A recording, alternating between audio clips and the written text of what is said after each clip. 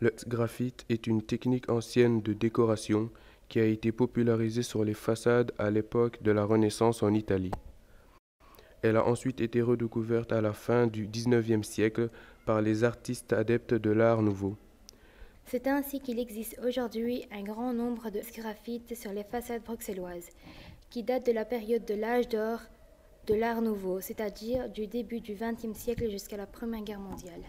Les motifs représentés sur les graffites reflètent les thèmes chers à l'Art nouveau. La nature est souvent représentée avec des motifs végétaux et animaux stylisés. On retrouve également des formes géométriques, de personnages, des symboles partout. Les graffites font la part belle aux courbes, à la symétrie et à l'harmonie. La création d'un graphite peut être divisée en trois étapes principales. La création du motif, la préparation de la surface sur laquelle ce motif va être gravé, et enfin son application sur la façade. Pour créer le motif, on dessine tout d'abord sur du papier. On peut plier et découper ce papier afin de garantir une symétrie parfaite. Puis on transfère le dessin sur du papier calque que l'on va poincer pour le reproduire plus tard directement sur le mortier.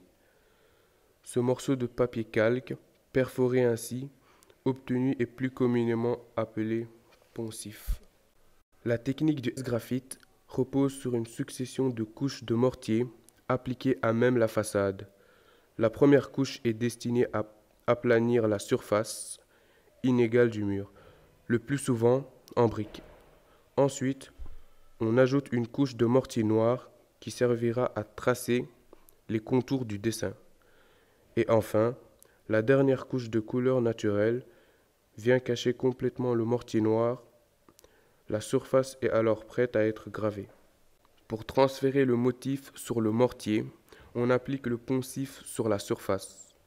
On la tamponne ensuite avec une poupée, petit morceau de tissu qui transporte une poudre pigmentée, afin d'imprimer sur le mortier les contours du motif. Vient alors l'étape la plus délicate, celle de la gravure.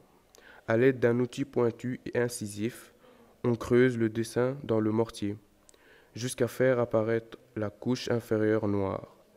On obtient alors des lignes qui reproduisent le motif que l'on avait dessiné sur papier. Cette utilisation de la troisième dimension permet au dessin de ressortir clairement et d'être vu de loin. Une fois les contours du motif gravés dans le mortier, il ne reste plus qu'à peindre le dessin à l'aide de pigments naturels. Le graphite est alors terminé.